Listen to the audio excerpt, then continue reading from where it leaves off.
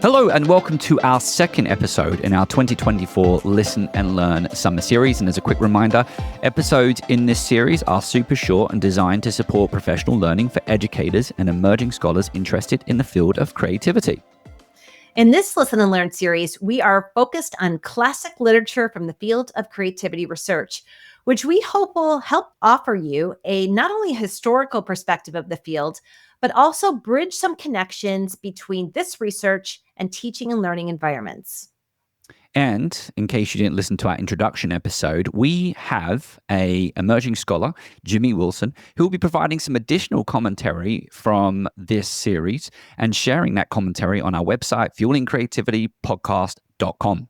And to make things extra fun, at the end of each episode, we will share a single letter, which is part of a code that you, our listeners, must guess before the end of August.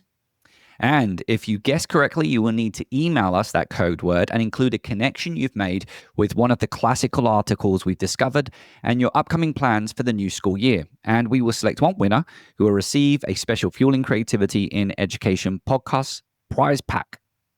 So let's begin. So in this episode, we bring you an article titled The Analysis of Creativity by Mel Rhodes. And this article is particularly relevant in the field because Mel Rhodes set off on a quest to try and look at definitions of creativity. He didn't succeed, but the outcome of this article laid very good groundwork in terms of influencing how we perceive and discuss creativity. Now, Cyndi, you took the lead on this article, so why don't you pull some of the pieces that you connected as part of your takeaways? Matt, sure. So this article was written in 1961. So if you listen to our last episode of the Listen and Learn series, where we talked about J.P. Guilford's inaugural address, where he referenced that there was an appalling number of references, well, Mel Rhodes sort of picks up this conversation 11 years later, and he says, as a result of J.P. Guilford doing that, stating that at the inaugural address, that now there was, in creativity, imagination, or any topic closely related, there were now 300 reference cards to articles and monographs. So you can see that spike, 300 new articles and monographs on creativity, imagination, and any other topic closely related is significant in 11 years, right, Matt? So this was a big jump. So now we've got Mel Rhodes, who says we need to have a universal definition of creativity. So what is it? So he goes out and he finds 40 definitions of creativity and 16 of imagination. And he starts cross-referencing them.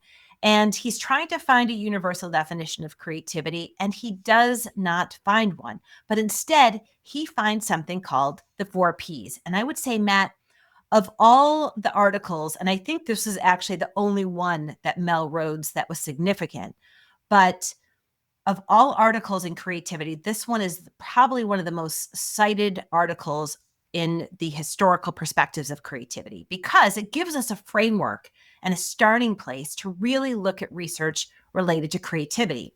Now, I'm going to go over the 4 Ps with you. And Matt, I thought it might be fun to talk about each of these 4 Ps in relationship to our podcast and some of the things we learned on our podcast. Are you ready? I'm ready. Okay, so the first P is all about the creative person, which covers information about the personality, intellect, temperament, physique, traits, habits, attitudes, self-concept, value systems, defense mechanisms, and behavior. And that's a quote directly from the article. So he also mentions that creativity and IQ do not correlate, which we talked about a little bit in our Guilford article as well. So of all of the different episodes we've covered around the creative person, which one stands out to you?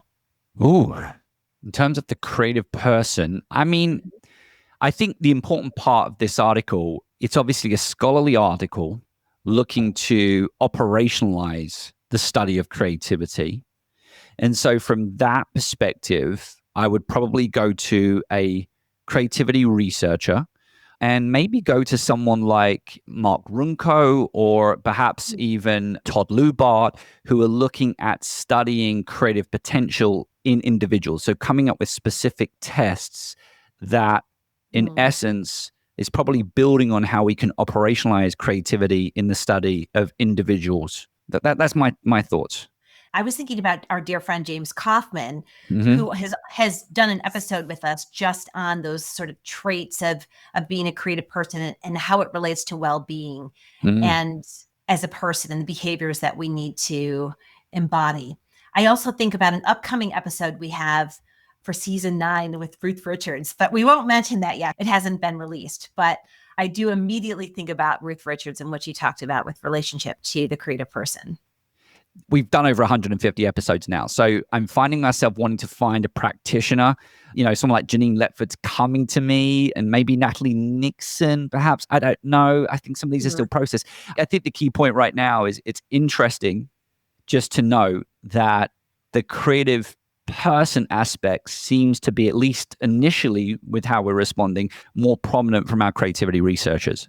So let's think about the next one. Let's talk about process, which applies to motivation, perception, learning, thinking, and communicating. So some of the essential questions he talks about with process include what causes some individuals to strive for original answers to questions, while the majority are satisfied with conventional answers. What are the stages of the thinking process? I think about all the work that's been done in creative problem solving and design thinking and appreciative inquiry and all the different problem solving methodologies that have been created after this particular. Actually, I'm thinking this is 1961, and the next thing we're going to reference came out in 1953, which does focus on process. We're going to heighten the anticipation there, and you'll get to see what that is. But what episodes have we done that you think represent the creative process? Yeah, I'm stuck on the fact that we clearly have just made a mistake, but we're going to keep running with that. In my defense, when we said Mel Rhodes next, I was like, wait, when was that? The problem is we won't talk about it, but the thing we're talking about next has been republished multiple times, so we quite often forget when it was first published.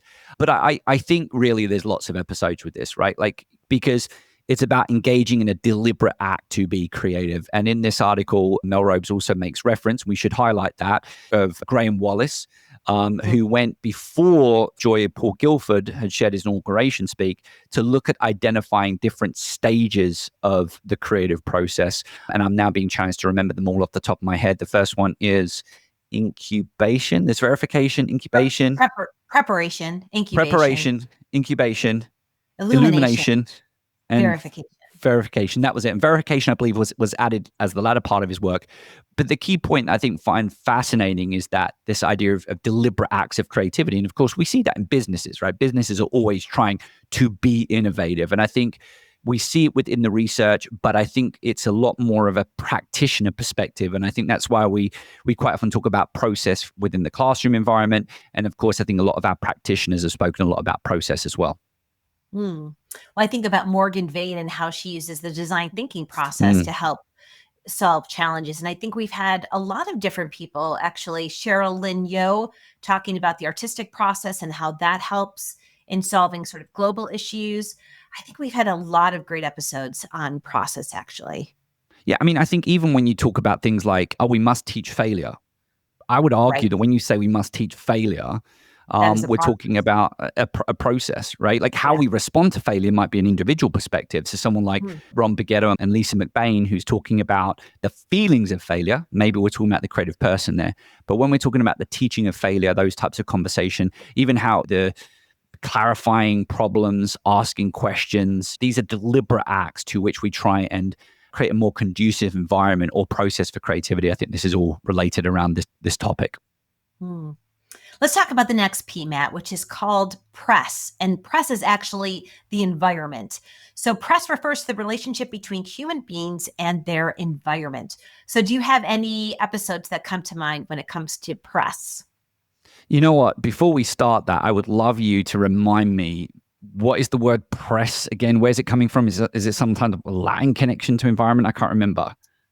It is about pressing in, that the environment presses upon it.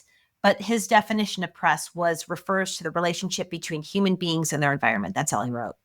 I mean, a sidebar, I can't help but just think about how many days he took trying to find this fourth P to kind of refer to as environment. But it certainly stuck. And I would say the big connection I want to make with this one, and I'm probably jumping a little bit ahead, but in season 1, we interviewed Vlad Glavinu, who has taken Mel Rhodes's 4 Ps and kind of expanded upon it in terms of the 5 A's. Not going to get into detail with that because that's no longer classical literature. So if you want to learn more about that, we'll share a link to that episode in the show notes. But what I would say is that is more of that sociocultural perspective, a recognition that these 4 things actually, it's the interaction of these 4 things within an environment that actually allows us to have a lot more expansive conversation about creativity. So I think any episode where we're talking about sociocultural factors, environmental factors, classroom conditions, influence of the curriculum, influence of the teacher, barriers to creativity, I think all of that is part of that press piece. Matt, it reminds me of the episode we did with Zviko Kanyuka on using plain imagination to engage active citizenship, where she took her students in Africa and she taught them how to use a process. So we got the process there to create an environment for learning. So she had them design their own classroom. So that really hits upon the physical environment, which we don't talk about that much on the show, but I think it's still really relevant to the press P. And Cyndi, actually, you've reminded me that I think Wendy Ross's episode around serendipity, there's specific moments when we say, okay, as you start to struggle with the process, become open to your environment and look around to your environment for these serendipitous moments of creativity. And as soon as you start thinking about yourself and how you're interacting with people and objects in your environment, I think we're also in a conversation around press. So I think that episode as well is very relevant. And the final P, Matt, is product, which refers to a thought which has been communicated to other people in the form of words, paint, clay, metal, stone, fabric, or other material. When we speak of an original idea, he says we imply a degree of newness in the concept. When an idea becomes embodied into tangible form, it is called a product. We really don't talk that much about product. We spend probably most of the time on our podcast talking about process and person. But does any episode spring to mind when it comes to product? I think there's a couple. I think, first of all, when we're talking about project-based learning environments looking to solve a problem, and then you start getting into conversations about the solution and how you may evaluate that solution and thinking about how that solution interacts with the people impacted by the problem, I think you're starting to flirt around with product, unless, as I said, you're looking at that 5A factor around sociocultural theories. The other one, to be more specific, is when we've actually spent an episodes talking specifically about the product. So some episodes that pop to mind, Adrian Gordon, when we're talking about music and music class and how music can bring a community together. I think that's very much a conversation about the product, the outcome. Quite often in today, we talk a lot about outcomes. And I think also, I hope I pronounce it correctly because I've done so many episodes where I've referenced it and pronounced it incorrectly, but the Churio board. When we're talking about the world record, Guinness World Record breaking Churio board. Am I pronouncing it wrong? A Churio board is not it. No, it's a charcuterie board. Charcuterie board. Charcuterie. So the close. Charcuterie. Yes, the charcuterie board. I'm going to make you a Cheerio board today. Much different. Cheerio cereal. I don't know. It's still food. Yes, but Cheerio board. I loved that episode with Peter Richitel, and I cite it often because I think it's such a great activity that he took something small and turned it into something big with his students and building the largest charcuterie board with Peter Richitel. That was a great episode. And setting the goal to break a world record. Of course, that's a conversation about the product because now you got an easy way of evaluating it. Either broke the record or it didn't, right? And you are absolutely have identified a way of measuring that product. Yes, these are all great episodes. So, Matt, we'll leave with a quote that I loved from this article. And he said, "Now is the time for every teacher to become more creative." That was 1961. So I think we're saying the same thing in 2024. We are. I mean, I like playing devil's advocate. I think one of the things that we as creativity advocates do is that we want the word creativity to be used. And if we were to unpick examples of creativity in the classroom, we're seeing it every day. And teachers are engaging in acts of creativity every day. And arguably, to a certain extent, there's different types of training programs designed to support them to be different, to change, to solve problems. So that's something for us to think about. But yes, we as creativity advocates, we want more of it. And just shows how much we value it. So Matt, I think this concludes the second Listen and Learn series. Do you want to do a drum roll for the next letter? I would do the drum roll and you're going to share the next letter. So drum roll. Oh, orange. For orange, octopus. Organized. October. Olive. Let's finish it up there because I'm not organized with any other words. I know what we're going to finish up with. Oh, okay. Opportunity. I'll set you up for an opportunity. Openness. Oh, be open. I like it. Very good one. My name's Dr. Matthew Worwood. And my name is Dr. Cyndi Burnett. This episode was produced by Matthew Worwood and Cyndi Burnett. Our podcast sponsor is Curiosity to Create, and our editor is Sam Atkinson.